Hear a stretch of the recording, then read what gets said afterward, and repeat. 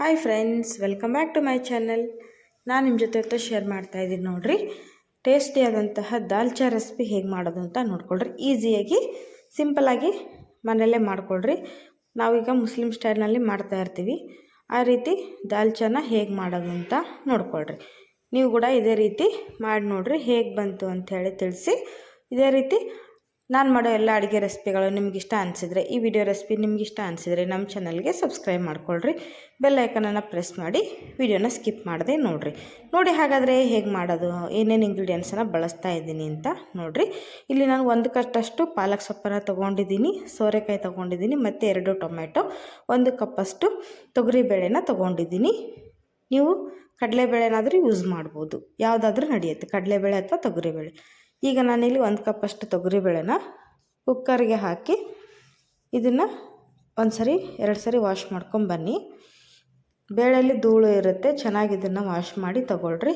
ಇದಕ್ಕೆ ನೋಡಿರಿ, ಪಾಲಕ್ ಸೊಪ್ಪನ್ನು ಕಟ್ ಮಾಡಿ ಹಾಕ್ತಾಯಿದ್ದೀನಿ. ನಾನಿಲ್ಲಿ 1 ಕಟ್ಟಷ್ಟು ಬಳಸ್ತಾ ಇದ್ದೀನಿ. ಆಮೇಲೆ ಕಟ್ ಮಾಡಿದಂತಹ ಟೊಮೆಟೊನ ಹಾಕ್ತಾಯಿದ್ದೀನಿ. ನೀವು ಹುಣಸೆ ಹುಳಿ ಇದ್ದರೆ ಅದನ್ನು ಹಾಕ್ರಿ. ನಾನಿಲ್ಲಿ ಹುಣಸೆ ಹುಳಿ ಬದಲಿ ಟೊಮೆಟೊನೇ ಸ್ವಲ್ಪ ಜಾಸ್ತಿ ಬಳಸ್ತಾ ಇದ್ದೀನಿ, 3 ಟೊಮೆಟೊನ ಬಳಸ್ತಾ ಇದ್ದೀನಿ ಹುಳಿಗೆ. ಈಗ ಇದಕ್ಕೆ ಕುದಿಯೋದಕ್ಕೆ ಬೇಕಾದಷ್ಟು ನೀರನ್ನು ಹಾಕ್ರಿ. ನಾನಿಲ್ಲಿ 2 ಗ್ಲಾಸಷ್ಟು ನೀರನ್ನು ಹಾಕ್ತಾಯಿದ್ದೀನಿ. ನೋಡಿ, ತುಂಬ ಚೆನ್ನಾಗಿ ಟೇಸ್ಟಿಯಾಗಿ ಬರುತ್ತೆ. ಎಲ್ಲದಕ್ಕೂ, ರೈಸ್ಗೂ, ಚಪಾತಿಗೂ, ಆಮೇಲೆ ಇಡ್ಲಿ ದೋಸೆಗೂ ನಾವು ತಿನ್ಬೋದು, ಚೆನ್ನಾಗಿರುತ್ತೆ ನೋಡಿರಿ. ಇದಕ್ಕೆ ನೋಡಿರಿ 1 ಟೀ ಸ್ಪೂನಷ್ಟು ಅರಿಶಿನ ಪುಡಿನ ಹಾಕಿದ್ದೀನಿ. ಆಮೇಲೆ 1 ಸ್ಪೂನಷ್ಟು ಜೀರಿಗೆನ ಹಾಕ್ರಿ. ಜೀರಿಗೆ ಘಮ ತುಂಬ ಚೆನ್ನಾಗಿ ಬರುತ್ತೆ ಈ ದಾಲ್ ಜೊತೆ. ಈಗ ಇದನ್ನು ಲಿಡ್ ಕ್ಲೋಸ್ ಮಾಡಿ 3 ರಿಂದ 4 ವಿಸಿಲು ಹಾಕಿಸ್ತಾ ಇದ್ದೀನಿ. ಏಕೆಂದರೆ ದಾಲ್ ಚೆನ್ನಾಗಿ ಕುದಿಬೇಕು, ತೊಗರಿಬೇಳೆ ಮೆತ್ತಗೆ ಕುದ್ರೆ ಚೆನ್ನಾಗಿರುತ್ತೆ. ಈಗ ಇದನ್ನು ಒಂದು 3 ರಿಂದ 4 ವಿಸಿಲ್ ಹಾಕಿಸ್ಕೊಂಬರೋಣ. ಈಗ ಅದು ಕುದಿಲಿ ಬೇಳೆ. ಇಲ್ಲಿ ನಾನು ಸೈಡಿಗೆ ನೋಡಿರಿ ಸೋರೆಕಾಯಿನ ಇಷ್ಟು ಅರ್ಧ ಭಾಗದಷ್ಟು ತೊಗೊಂಡಿದ್ದೀನಿ ನೋಡಿರಿ. ನಾನು ಪೂರ್ತಿ ಸೋರೆಕಾಯಿನ ಬಳಸಿಲ್ಲ. ಈಗ ಇದ್ರ ಮೇಲಿನ ಸಿಪ್ಪೆ ಎಲ್ಲ ಗ್ರೇಟ್ ಮಾಡಿಬಿಡೋಣ. ಯಾಕಂದರೆ ಸಿಪ್ಪೆ ಸಮೇತ ಹಾಕಿದರೆ ನೋಡಿರಿ ತಿನ್ನೋಕ್ಕೆ ಅಷ್ಟು ಚೆನ್ನಾಗಿರೋದಿಲ್ಲ.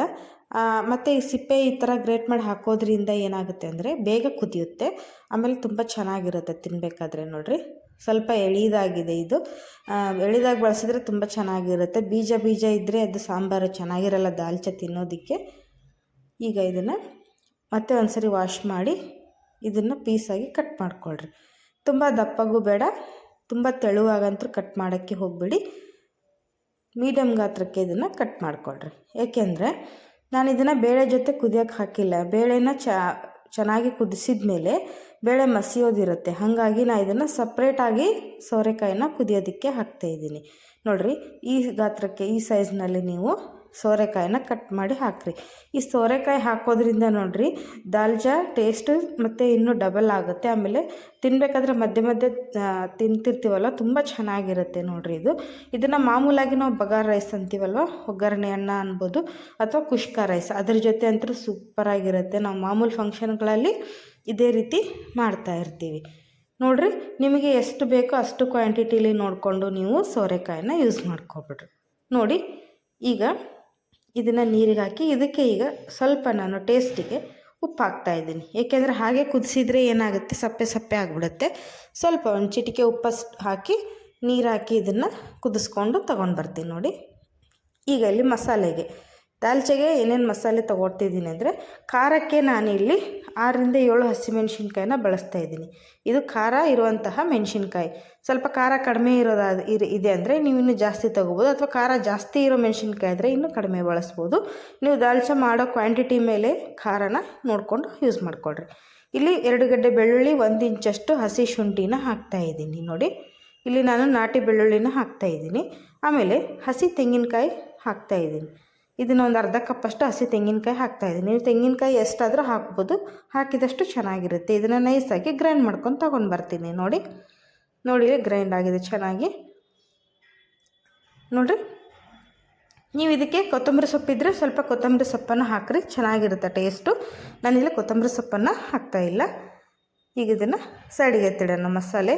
ಇಲ್ಲಿ ನೋಡಿರಿ ಸೋರೆಕಾಯಿ ಬೆಂದಿದೆ ಚೆನ್ನಾಗಿ, ನೋಡಿ ಸಾಫ್ಟಾಗಿ ಬೆಂದಿದೆ. ಇದನ್ನು ನಾವು ಬೇಳೆ ಜೊತೆನೇ ಕುದಿಸ್ಬೋದಾಗಿತ್ತು, ಆದರೆ ಬೇಳೆ ಆಮೇಲೆ ಮಸಿಯೋದಿರುತ್ತೆ, ಹಾಗಾಗಿ ಇದನ್ನು ಸಪ್ರೇಟಾಗಿ ಕುದಿಸ್ತಾ ಇದ್ದೀನಿ.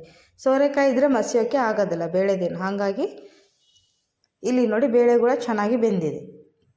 ನೀವು 4 ವಿಸಿಲ್ ಹಾಕ್ಸಿದ್ರೆ ಸಾಫ್ಟಾಗಿ ಬೇಯುತ್ತೆ, ಜಾಸ್ತಿ ಮಸಿಯೋ ಅವಶ್ಯಕತೆ ಇರೋದಿಲ್ಲ ನೋಡಿರಿ. ಈಗ ಇದನ್ನು ಶೋಧಿಸ್ಕೊಳ್ಳೋಣ. ಚೆನ್ನಾಗಿ ನೀರನ್ನು ಬಸ್ದು ತೆಗೆದುಬಿಡ್ರಿ. ನೋಡಿ ನೀರನ್ನು ನಾನು ಸೋರೆಕಾಯಿ ಏನು ಬೇಯಿಸಿ ತೊಗೊಂಡು ಬಂದಿದ್ನೋ ಅದೇ ಪಾತ್ರೆಗೆ ಹಾಕ್ತಾಯಿದ್ದೀನಿ. ಈಗ ಅದನ್ನು ಸೋರೆಕಾಯಿನ ಸಪ್ರೇಟ್ ಮಾಡೋದು ಬೇಡ, ಅದೇ ನೀರನ್ನೇ ನಾನು ದಾಲ್ಚಾಗೆ ಯೂಸ್ ಮಾಡ್ತೀನಿ.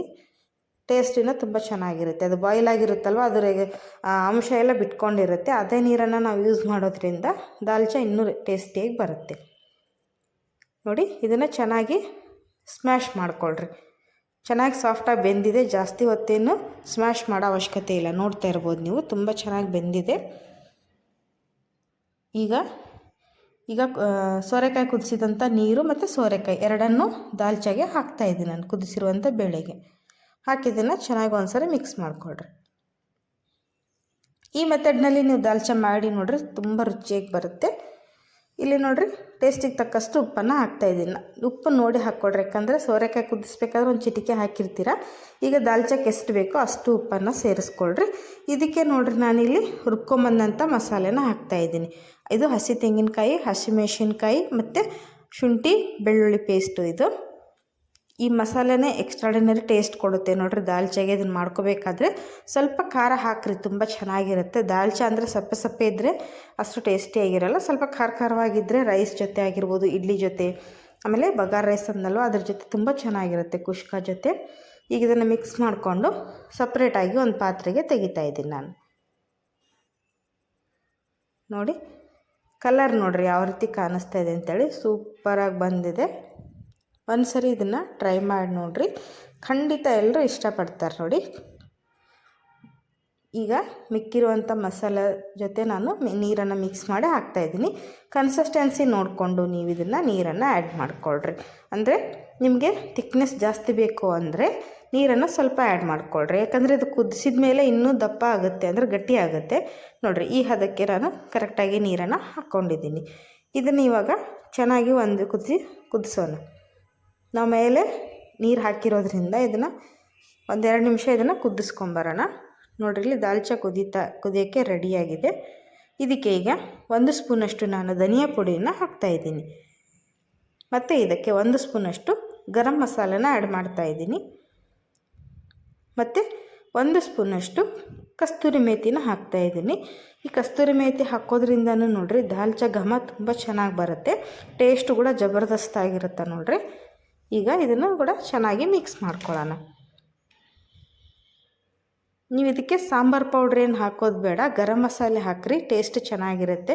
ಸಾಂಬಾರು ಪೌಡ್ರ್ ಹಾಕಿದರೆ ನೋಡಿರಿ ಸಾಂಬಾರು ಟೇಸ್ಟ್ ಬರುತ್ತೆ ಅದು, ಹಾಗಾಗಿ ನೀವು ಗರಂ ಮಸಾಲೆನ ಹಾಕೋರಿ. ಇವಾಗಲೇ ನೋಡಿರಿ ಉಪ್ಪು ಖಾರ ಪುಡಿ ಎಲ್ಲ ಹದವಾಗಿದೆಯೋ ಇಲ್ಲ ಅಂತ ಸ್ವಲ್ಪ ಟೇಸ್ಟ್ ನೋಡಿಬಿಟ್ಟು ನಿಮಗೆ ಏನಾದರೂ ಕಡಿಮೆ ಅನಿಸಿದ್ರೆ ಅದನ್ನು ಆ್ಯಡ್ ಮಾಡ್ಕೋಬೋದು. ಈಗ ನೋಡಿರಿ ಚೆನ್ನಾಗಿ ಬಾಯ್ಲ್ ಆಗ್ತಾಯಿದೆ. ಚೆನ್ನಾಗಿ ಕುದಿಸಿದ್ರೆ ನೋಡಿರಿ ಅದ್ರ ಟೇಸ್ಟ್ ಅನ್ನೋದು ಚೆನ್ನಾಗಿ ಬರುತ್ತೆ. ನಾವು ಸ್ವಲ್ಪನೇ ಕುದಿಸ್ಬಿಟ್ರೆ ಏನಾಗುತ್ತೆ, ಅದು ಹಸಿ ವಾಸನೆ ಹಾಗೆ ಇರುತ್ತೆ. ಒಂದು 5 ನಿಮಿಷ ಚೆನ್ನಾಗಿ ದಾಲ್ ಹೆಂಗೆ ಬಾಯ್ಲ್ ಮಾಡ್ತೀವೋ ಹಂಗೆ ಟೇಸ್ಟ್ ಬರುತ್ತೆ ನೋಡಿರಿ.